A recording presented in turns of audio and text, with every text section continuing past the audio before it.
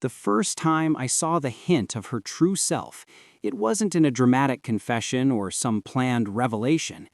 It was in the way his eyes would linger just a moment too long on the mannequins in the women's department, a fleeting shadow of longing that would quickly be replaced by a practiced neutrality.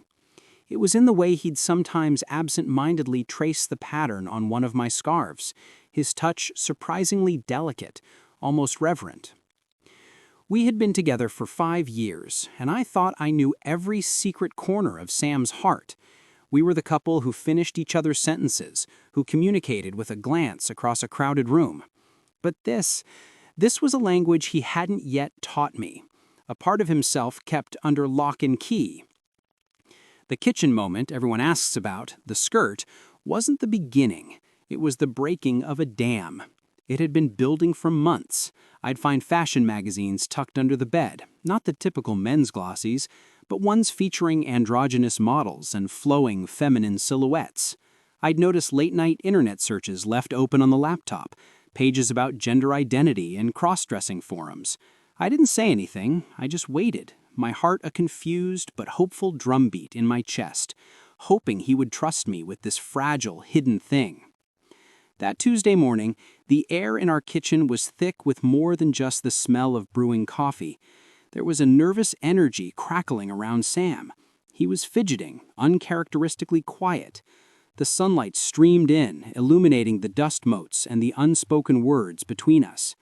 And then he just stepped into a patch of that light. He was wearing a simple black A-line skirt and a soft gray sweater. The transformation wasn't just in the clothes, it was in his posture. The usual masculine slouch was gone, replaced with a new, tentative grace. His shoulders were softer, his hands held differently. He looked terrified, and he looked more like himself than I had ever seen him. My breath caught. It wasn't shock, it was recognition. This was the missing piece I never knew I was looking for. I walked over slowly, not wanting to break the spell. My own jeans and t-shirt felt suddenly clumsy and inadequate. I leaned in, my voice barely a whisper, needing to cut the tension with our familiar humor. Well, look at you. I guess this finally answers who really wears the pants in this family. The sound that escaped his lips was half sob, half laugh, a pure release of pent-up fear. The relief in his eyes was so profound, it brought tears to my own. In that moment, I wasn't just his girlfriend, I was his lifeline. I took his hands, which were trembling slightly. "No, Sam," I said, my voice firm with conviction. "You look incredible. You look like you." I could feel the pounding of his heart through his fingertips. This was the moment, the point of no return. "And you know what?" I said, my voice dropping to a conspiratorial whisper, a spark of excitement igniting in my chest. "We need to talk, seriously talk, about getting you breast implants." His eyes, wide and vulnerable, snapped to mine. The fear was still there, but now it was mingled with something else. A dawning, disbelieving hope. It was the biggest gesture of acceptance I could offer in that second. It was my way of saying, "I see you, all of you. And I'm not just staying, I'm jumping in with both feet. Let's dream this new dream together." That kitchen moment lasted for hours. The coffee grew cold and forgotten as we talked about everything. He told me about the years of hiding, the shame, the secret purchases and the purges, the overwhelming feeling of wrongness in his own skin.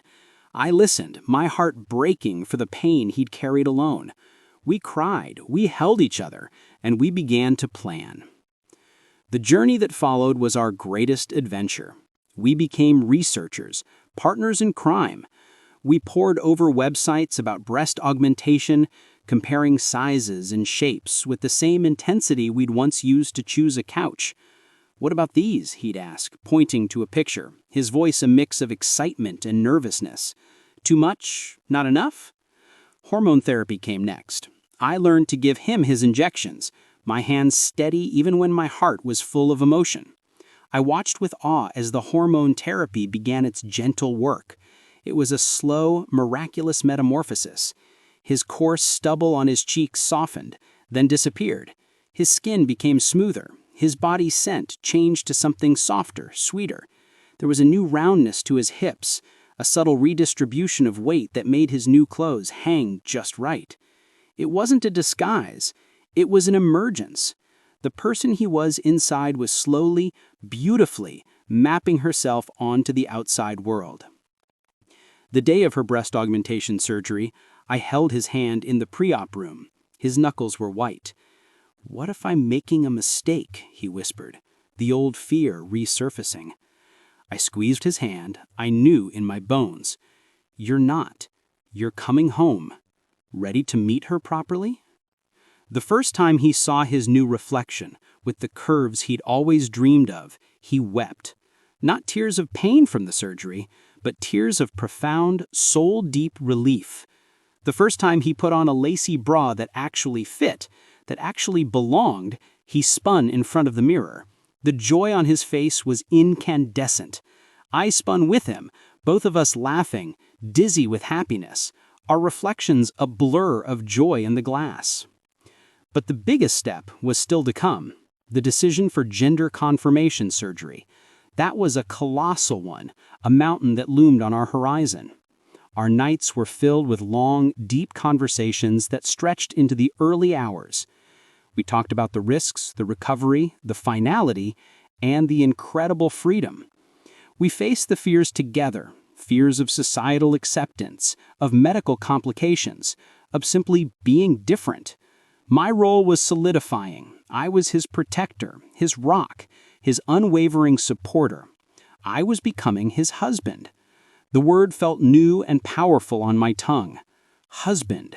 If my person was becoming my wife, then I would be the proudest, most devoted husband any woman ever had. The morning of her surgery, the air in the hospital room was sterile and heavy with significance. I held his hand, our fingers intertwined. "I'll be right here when you wake up, Samantha," I whispered, using her chosen name for the first time in such a sacred space. It was no longer Sam. It was Samantha, her real name, her true self. Her recovery was a quiet, sacred time. I became her nurse, her chef, her cheerleader. I fluffed her pillows, brought her tea, and watched endless movies with her.